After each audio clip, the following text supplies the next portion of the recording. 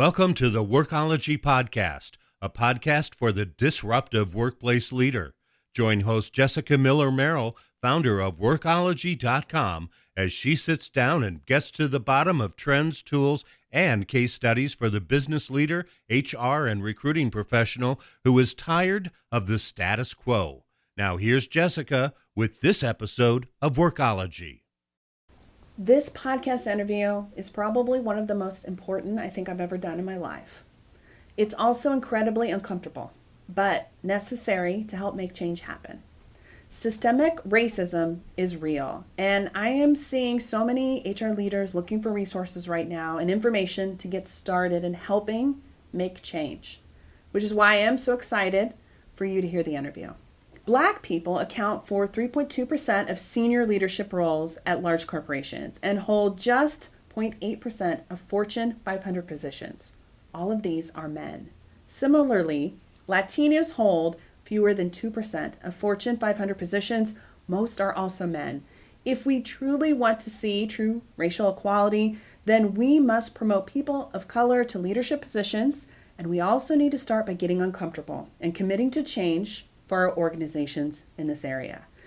This podcast is talking about systemic racism, and I am joined by Kim Crowder. She's a diversity, equity, and inclusion expert who was recently listed by Forbes as one of the top 7 anti-racism educators you need to know. Kim has a celebrated background working for companies such as Whole Foods Market and the Boys and Girls Club of Indianapolis. Kim's work empowers upper-level leadership who are ready to be innovative and transformative in their approach towards diversity, equity, and inclusion, and anti-racism within their organization. She works alongside them to create actionable strategies, plans, and policies in order to build stronger, more efficient, high-performing teams, and to create an equitable workplace for all employees. Kim, welcome to the Workology Podcast. Hi, thanks so much for having me. Talk to us a little bit about your background. How did you get involved in the diversity inclusion space? Sure. For 16 years, I've been working in corporate America, including large nonprofits, as you mentioned. And frankly, as I moved up the corporate ladder, I realized that there were some things that were really blatant to me as a woman of color, but both as a woman and as a woman of color, around how I was treated and how I was supported and whether or not I was listened to and how I was paid, as a matter of fact. And so as I started to look at that, it naturally happened. I started doing talks at large conventions about the conversation. I started doing webinars. And before I knew it, I had fallen into this work. So I was doing my day job, and I was also doing diversity, equity, and inclusion work and anti-racism work on the side. And then it just felt natural to me that I would put both feet in and do this full time. Awesome. Well, let's kind of level set things here. Can you talk to us, maybe define and set kind of a foundation on what racism is? Sure. And I think, this is such an interesting question. So I will give you the book version of that. And then I'll kind of talk a little bit about some other things about the nuances of that. So it is described as prejudice, discrimination, directed against a person or people on the basis of their membership in a particular racial or ethnic group, typically one that is minority or marginalized. I don't really love that term marginalized. I like to say underrepresented. But here's where that's interesting, because as you move that over into the work environment, there are some real exacts, right, when it comes to the Equal Employment Opportunity Commission about what qualifies as discrimination. Well, if you talk to those of us in the underrepresented groups, we can tell you that it doesn't look like that anymore. It's not being called these blatant words. It is around microaggressions. It is around not having support. It is, not being paid equitably. So the way that definition looks is really very different from the way it's described, because it plays out in such a different way. And the way that people expect to see racism is in such overt ways. But for those of us who are part of those groups, we know it doesn't look like that. Thank you. Thank you for kind of setting the tone here, because I'm happy the conversations are happening. This is why I wanted to bring you on here, because I think that when we think of racism, we think of what the EEOC or what the laws have said, or we've seen in the past on TVs and movies, but not these microaggressions and small instances that you're describing. And I want to say this, we call them small, but to the person that it happens to at any given moment, it feels very big because it's triggering and it's an all of a sudden moment, right? You know, here I am standing. It's like if you were standing there and someone slapped you in the back of your head and kept walking, you're like, what just happened? I was just standing here. I didn't do anything. And so that's what microaggressions particularly, that's a way to think about what that feels like. What about the terms that get thrown around in HR a lot, like diversity and inclusion? How are these different? Sure. I'm glad you mentioned that. And actually, I'll go back to even one of the terms that you used in the beginning, even the conversation around equality versus equity, because those are different conversations. Diversity, basically, you know, people are talking about including people of different groups from different genders, different sexual orientations. We're talking about the underrepresented protected classes, right? And then inclusion is kind of this state of including them within the conversation or including them within that structure. Well, we know that diversity can happen apart from inclusion. And then also you hear people talk about unconscious bias. That's a pretty common training at this point, this unconscious bias. Here's what I really feel strongly, is that the terms that should be discussed aren't. And some of those terms include what we just mentioned, microaggressions. That is a huge one. If we started having conversations about what that is like and what that means, that's so important, but also this conversation around equity and what that means.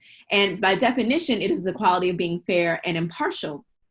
But I want to give an example of what this looks like in kind of a real life way that people can connect to. So there's a professor at North Carolina A&T, and they use a Monopoly game to demonstrate inequity, what this looks like. So they take a group of students, particularly the Black students, and first they play for 3 hours straight.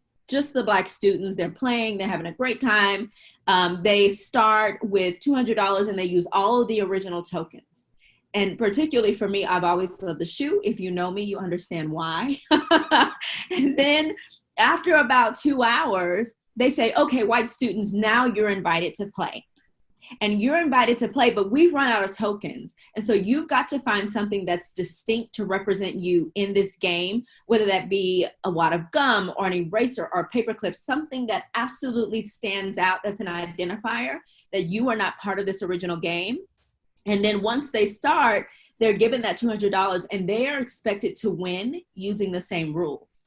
And so when you think about that and you think about what that looks like in our society because of systematic racism and absolutely how this plays out in the work environment, then you get a real sense of why we should be talking about equity instead of diversity and inclusion apart from equity.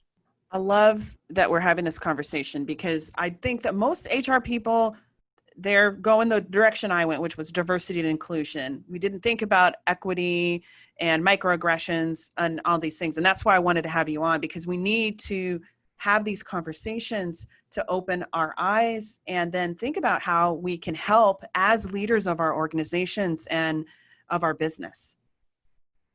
And it's so important.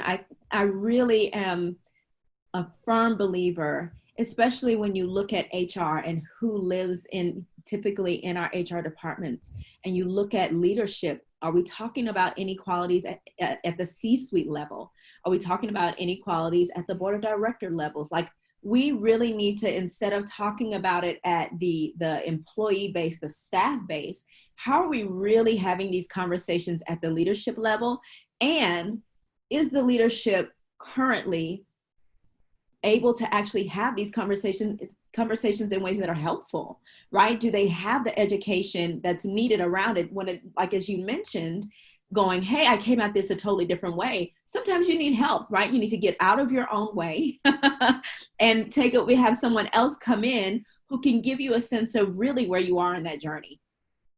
So that's one suggestion in terms of the bigger picture, getting executive leadership, looking at upper management to see and how we can help. But what are some other maybe bigger picture or longer term things that HR can do to help drive awareness to the fact that there is systemic racism, whether you realize it or not, that's happening. And then what we can do to work to change that, because it's not going to change overnight, but we need to be moving. We need to have good momentum to move forward to drive that change. Sure. The first part of that, I say, is get someone in who can see your organization with fresh eyes. And the reason I say that is because sometimes organizations have people who are saying the very things that I'm saying. But when I speak at conferences, they come up and say, you know, I've been saying this for years, but no one will listen to me. It's kind of like how, you know, our mother can tell us one thing and our friend can tell us one thing, and it sounds better coming from our friend for whatever reason. And so really employing those people who are doing this work on a regular basis is a really great start. And then as you are doing that, one of the things you just mentioned is acknowledging that this is a journey. So what does that mean? That means that one workshop and one webinar is not going to get you there. And also that you don't have to do these now. Really, the goal is that you start thinking long-term. And the long-term portion of this is for management, upper level leadership, as they commit to this journey, to start having those conversations, because you want to soften the soil before you can plant. And so the longer that you give leeway to start having those conversations at certain levels, and really commit to about 1 to 2 things that are going to make real change, you know, instead of trying to change everything, how do we commit to 1 to 2 things that we will put our foot all the way down on the gas for, that we'll floor it on, and then take a look in about a year to 6 months to see where we are on this.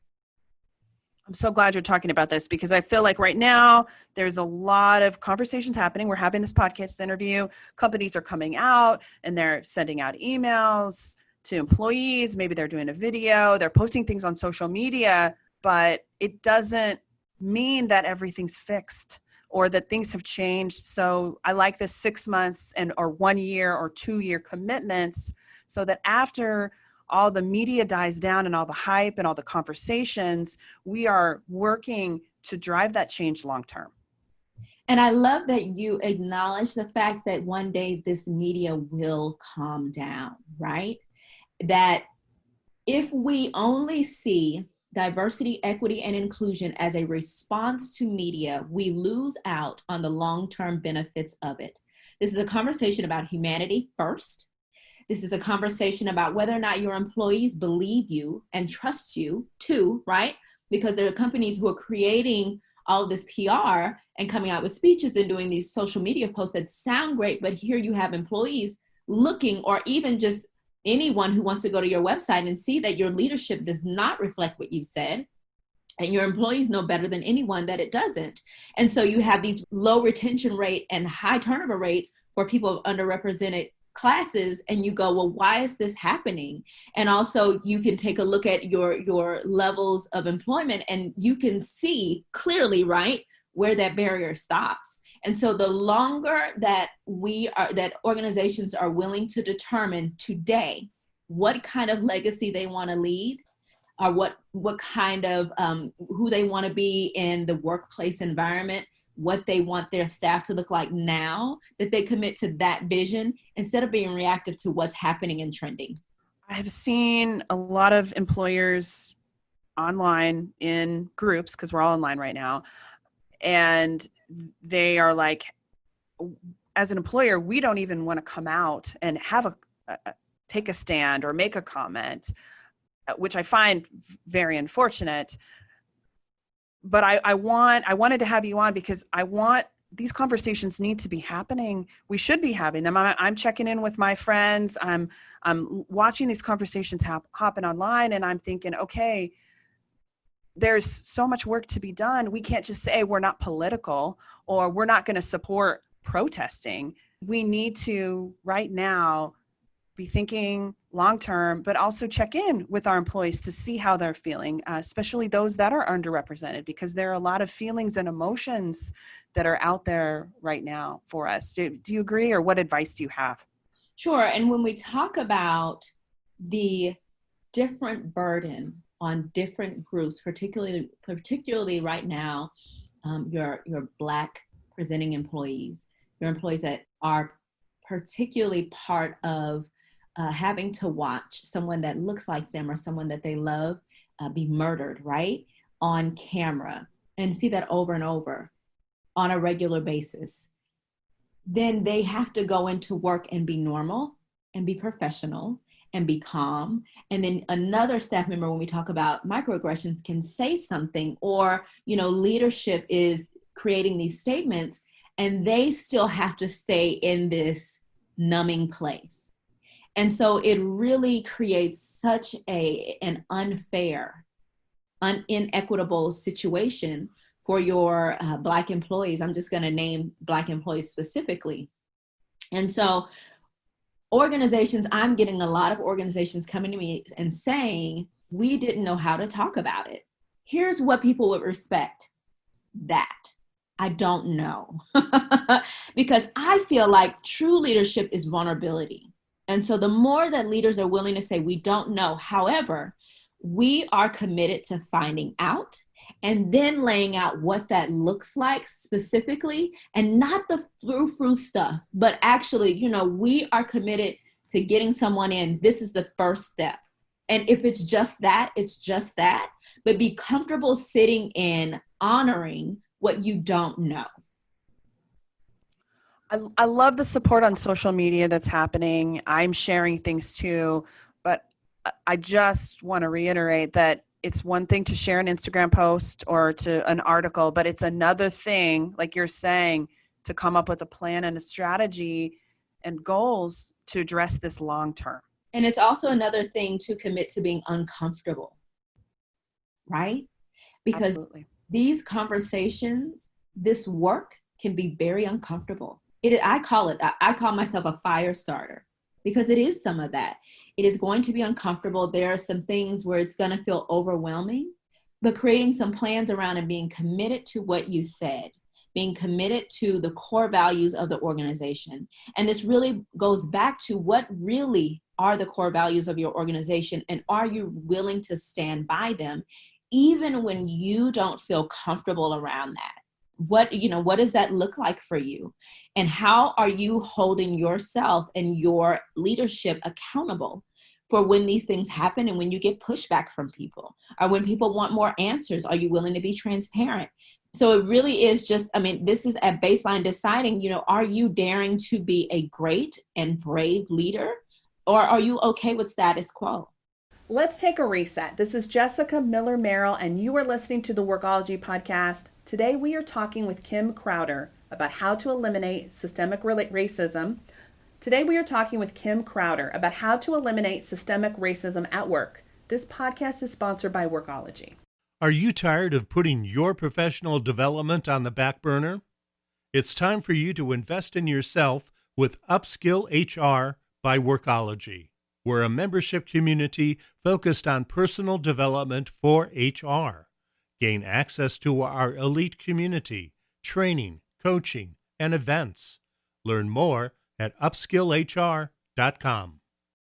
I want to take a step back from the big picture for a second and think about individuals, right? Mm-hmm. You have a video, which I'm embedding in this podcast episode, that addresses what we can do as individuals to support people of color. And I loved your response. Can you maybe kind of talk through that a little bit about what we can do as individuals?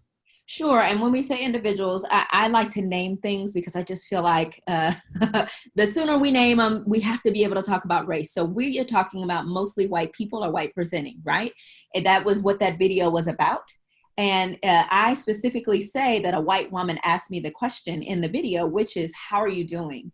And this was very much so when we were first starting to hear this. And I will tell you that as a Black woman, I was physically reacting. I was exhausted. I had a hard time concentrating. There's a physical reaction that happens when social unrest happens in your community. And I got on an IG Live to talk with her, and she just asked me, how are you doing? It was different because I was also getting text messages and inboxes of people apologizing. I'm so sorry this is happening. Here's all the things that I'm doing to be more active. Do you have any more suggestions? And what does that do? That puts the burden on people of color to basically educate you and have to deal with what's going on, which is why I say, as individuals, find places where these conversations are already happening, find places where there are experts in the area. There are great organizations specifically tailored to white people around these conversations. And also be willing to put your money where your heart is. Be willing to spend some money on it. We spend money on personal trainers. We spend money on vets, right? And so why won't we spend money on something that is so ingrained and systematic in our society if we really want to move this forward? Thank you. This whole conversation is so good, but I am very uncomfortable. And I have so many friends that I have wanted to ask and reach out to, how are you doing? What can I do to help? And send the notes with, here's everything I'm doing, but I have held back. So I appreciate you sharing that, because I think a lot of us are kind of like, what should we be doing? We know there's a problem as an individual, and we want to support our friends and family members and colleagues, but we're unsure, as I am a white woman, what I should exactly be doing. Right. One of the things that sparked me, because I kept getting asked the question, what can white people do, is I created a workshop around what you can do. Now, what it is not is a fix-all, right? So if people show up and say, I am now an anti-racist, now that I've taken this 3 hours of training and I've done these 2 homework assignments, I am indeed an anti-racist. And that's a no, right? That can't happen in such a short period of time. This is a long haul conversation. And it starts, yes, with being uncomfortable. That's the first part of it.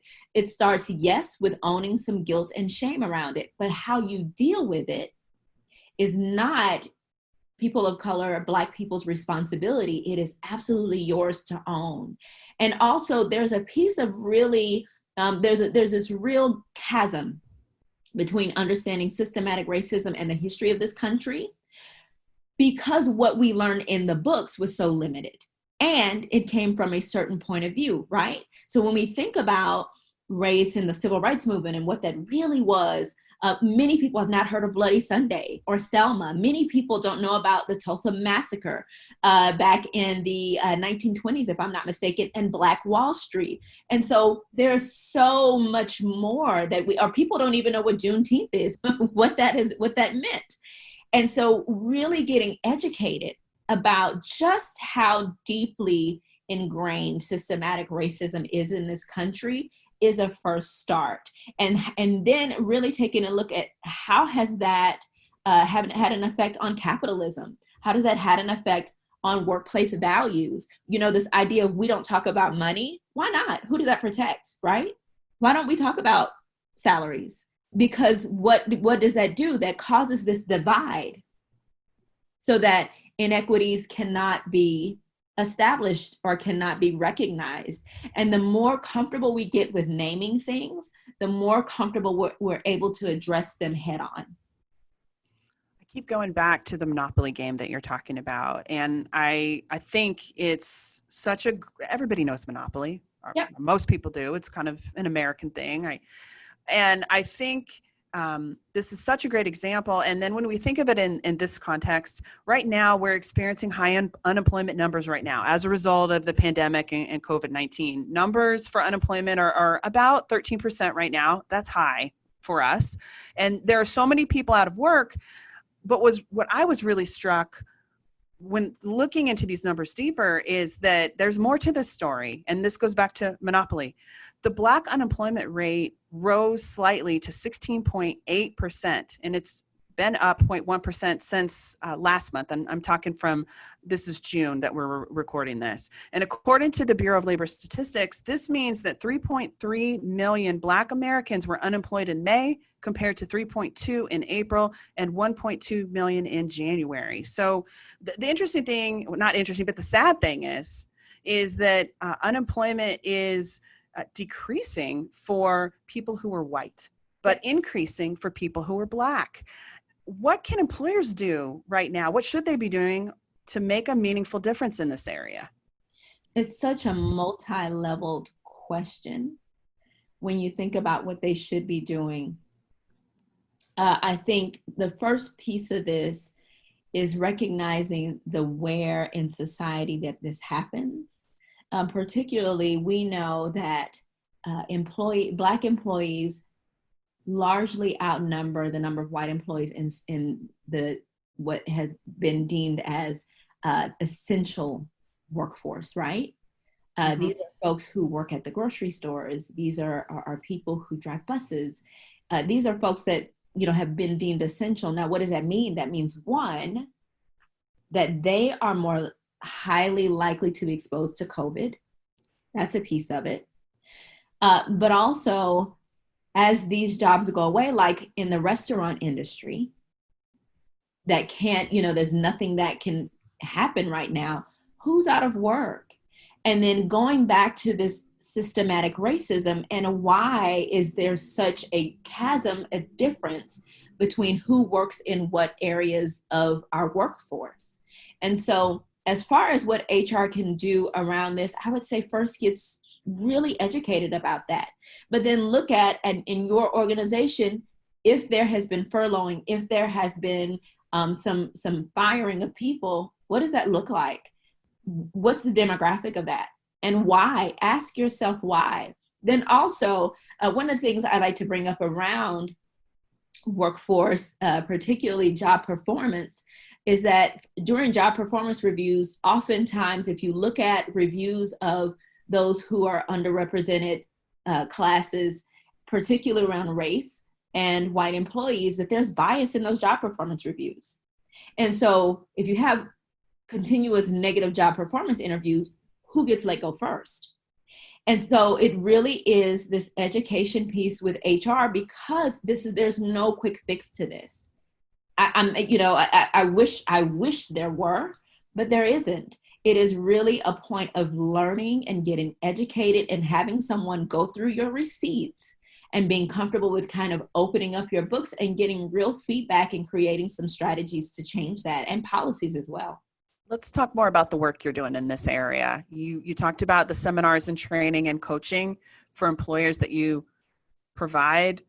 Talk to me about that. What does it look like, and where can people go to learn more about the work that you're doing? Because if I'm a strong believer, and this is why I wanted to have you on the podcast, HR leaders need to be right now, do not stop, go past go, do not stop. And we need to come up with a commitment, like a long-term commitment to help change this. Absolutely. So one, people can find me at my website, kimcrowderconsulting.com. Also, and I think you're going to link to this, LinkedIn is a great place to find me, because on LinkedIn, you can see some of my posts, you can see some of my articles and my approaches, so you can get a better sense of what I do in the professional space. But really, I think the question that you're asking is, the work that I do, it can vary depending on an organization. And here's why. Organizations are at different places in their journey towards equity. And then also it's defining that the goal is equity and not this idea of, why don't we just let's make sure our hiring pool is diverse, and maybe our hiring committee maybe is diverse, and then we get people of underrepresented populations in, but we've created no workplace culture or environment to support them. I think that's the biggest thing that I see, is that people want to start with the symptom instead of the root cause of the issue. And so I work with organizations to really tear down and look at the root causes. And that's one-on-one coaching with upper level management. That's where I like to start first. I don't throw webinars at staff, because we have to have upper level management behind it, period. It has to be a point of almost no tolerance when it comes to what organizations are willing to do. I'm not talking about in a way that's stifling or discriminatory towards any staff member, but I am saying living out those core values and making it very clear what that looks like and being transparent, which is why I say I work with an organization to identify 1 to 2 places of growth. And we really, really focus on that for an extended period of time. And then great, we've made enough movement that we're comfortable here to go to the next phase. Maybe we choose one more, or maybe we tweak where we were in the last one or two, and then move that forward for the long term and be okay with the long haul. So I come alongside organizations to create, some real actionable strategies, some things that can be put in place that are in writing, that are not ambiguous, so that they can really move some things forward, and so that they can build trust with employees, and so that employees themselves can adopt those very same core values. I want to link to a podcast interview that I did a couple of years ago with Britt Andretta. She talks about the neuroscience of change, and it's real fascinating. I think when you're thinking about transformational change, there's no cookie cutter solution, and then each group of people within the change management process, they are adopting the change all at different speeds and rates, and they have a different role within that change. So, I love the approach that you're taking, and it's not just a webinar that everybody joins and everything's fixed. It's a long-term journey for every organization that's unique. Correct. I would absolutely agree with everything you said, and I'm a big fan of Brene Brown and the way she looks at change and the way she looks at leadership, because you're right, this is about change. And we know that people hate change and that change takes a while, and that 1% every day is good in, when we look at moving forward. If we can get to 1% change a day, we're good. And so instead of trying to go at 10, and creating some lofty goals that you can't reach, what does that look like in increments? How does that feel? Is that something that can actually happen in the organization? And what does that what does that plan and strategy really look like? So as a leader, we're going back into our workplaces, or we're coming back into the work environment, whether it's virtual or in person. If we see discrimination happening, and it shouldn't be, but it is, maybe, hopefully not, but let's be real, it's probably happening. Well, yeah. How do we approach this as an HR leader? Do we call the person out, face to face, as it's happening? Do we take them by the side, or we do something else? Is there a best practice that you recommend? Sure, that's a great question. So I think the first part of this is no niceties around what we call it. As I'm listening to you, and we are both talking about this, right? There's this ideal world where this isn't happening, where ideally this wouldn't be happening, but we just know that's not true. And so the first part is putting on this lens of saying, I know that there's going to be microaggressions. I know that there is going to be discrimination. Own that first, so that you can change your perspective about what you notice. I would say, this idea of calling people out, it really depends on the situation. It really depends on the situation. We do know that 3 out of 5 U.S. employees have witnessed or experienced discrimination. So it is happening, and it is happening more often than not, right? 3 out of 5. And so really the goal here is to first create enough understanding of what that looks like, so that when you see it, you recognize it. Because really, that's where I have found the issue to be, is that if you are white and you have not done any work around this, and you have no baseline understanding of systematic racism, and hopefully it doesn't feel like I'm picking on white people, but I'm kind of saying, because that's who happens to be in leadership.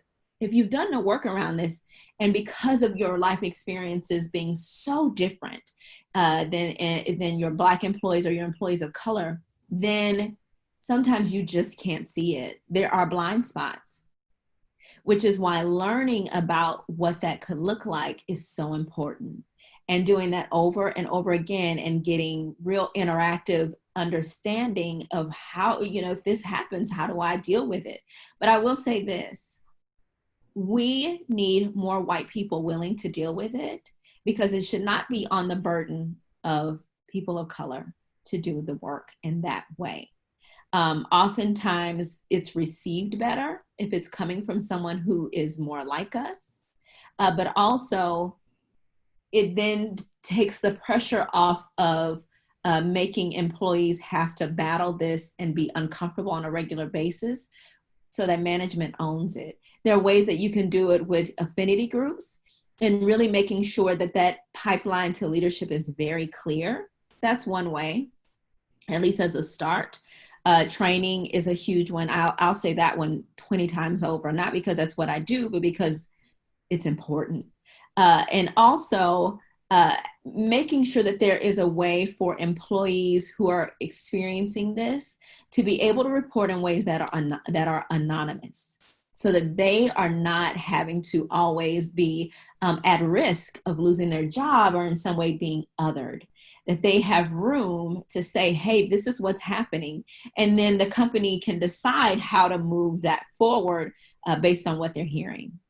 What resources or places would you direct people to go to learn more about systemic racism and how to educate ourselves? And I'm just going to assume, like, what can you give me? Like, how can I learn more and help be part of the solution and not the problem?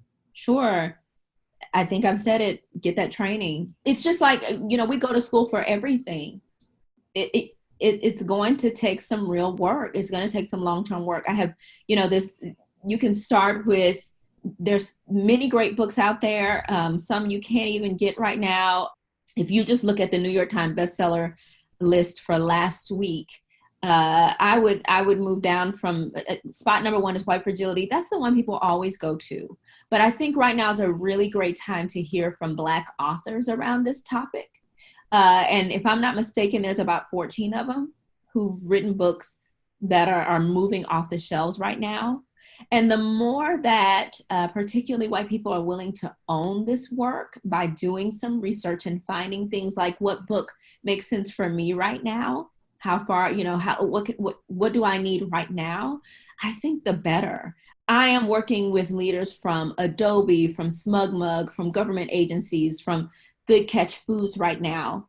And one of the things that I send them immediately is a survey about their experiences with race.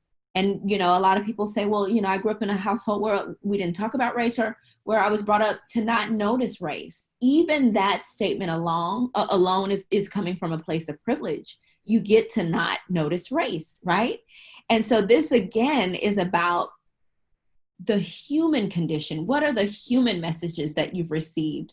And then how does that move forward to your professional life? But if we're just talking about your professional life, the very things that we are finding out about systematic racism can support you there as well.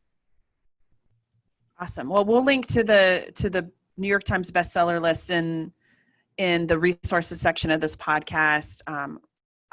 I'm going to be picking up a couple books. I've already started, listening to some different podcasts and just trying to improve my perspective. Yeah. Because it's the only way that I don't want to be having this conversation with my grandkids and say, well, I remember when this happened in 2020, and it keeps happening. Yeah. Yeah. And because that's the point, is to think about legacy now and, what side of this do you want to be on? And even if it is happening, at least, not at this level, but at some level in 20 years, saying today that I will address it. I am committed to addressing it. I am committed to not being silent about it. Even if I may not have all the answers, I think being comfortable with saying, I don't know, but let's do some research together to find out, how do we start leading very young kids into this idea that there is room to have these conversations, and you don't have to shy away from it, because those are our leaders for tomorrow. And so we want them to get comfortable with having conversations about race, even if they're white, to think of themselves as white, because they start to experience that with other races in ways that don't feel so uncomfortable, but in ways that are more appreciative. Well, Kim, thank you so much for taking the time to talk with us today. Where can people go to learn more about the work that you do? Where's the best place? Start at my website, kimcrowderconsulting.com. Also, you're welcome to follow me on LinkedIn. I'm pretty busy there. And I've got tons of information out there. I've done other podcasts, and you can listen to what I say and decide if that really works for you. I'm always open for an intro call, but kimcrowderconsulting.com is the greatest way to start. Awesome. Well, thank you for talking with us, making time, and giving us some really good things to think about. And then hopefully we go back to our leadership teams and start helping to drive this change Looking forward everywhere. I'm excited about that thought. And thanks so much for having me. I've linked to several reading lists in the transcript of this podcast, along with an article by Kim on microaggressions. This podcast is for the disruptive workplace leader who's tired of the status quo. My hope is that this interview inspires you to have conversations with your leadership team and what you, as an employer, need to be doing to be a part of the solution and driving change. As an individual, I hope this interview inspires you. I don't want to be part of the problem, but an ally in the solution, and that starts with seeking out resources, information, and educating ourselves on the world and what others are experiencing, especially for underrepresented groups, especially people of color. This is not a short-term thing. We can't read a book and just check it off our list and go back to our lives. This is ongoing and continuous. Just because protests die down and the media stops reporting on racism doesn't mean that racism is resolved. This moment is important because as a society, we're talking about a topic that many have ignored or shut down in the past. Keep the dialogue going at our internal leadership levels. Talk to your spouses, partners, family, and kids. And at work, talk to internal management levels. And let's help drive change within our organization. Dialogue means growth. This is the most important. And the more we talk to one another, the more we are able to break down our internal conscious and unconscious biases. Thank you for listening to this episode of the Workology Podcast. Of the Workology Podcast. Of the Workology Podcast. Of the Workology Podcast. Of the Workology Podcast.